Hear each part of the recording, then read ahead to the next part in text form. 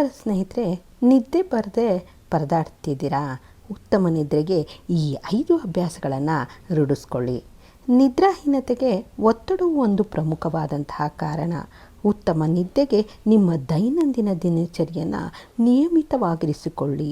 ಕಷ್ಟಪಟ್ಟು ಕೆಲಸ ಮಾಡಿ, ಧನಾತ್ಮಕವಾಗಿ ಯೋಚಿಸಿ.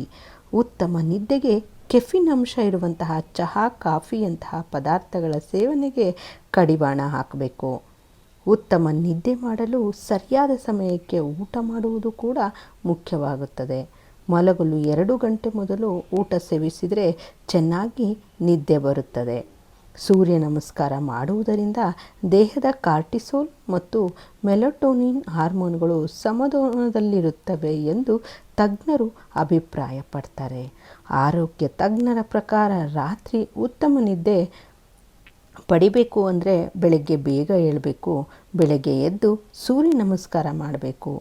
ನಿದ್ದೆ ಬಾರದೆ ಒದ್ದಾಡುವವರಲ್ಲಿ ನೀವು ಒಬ್ಬರಾಗಿದ್ದರೆ ಈ ಕೆಲವು ಅಭ್ಯಾಸಗಳನ್ನು ರೂಢಿಸ್ಕೊಳ್ಬಹುದು. ಆದರೆ ಇತ್ತೀಚಿನ ದಿನಗಳಲ್ಲಿ ನಿದ್ರಾಹೀನತೆಯ ಸಮಸ್ಯೆಯಿಂದ ಬಳಲುತ್ತಾರೆ.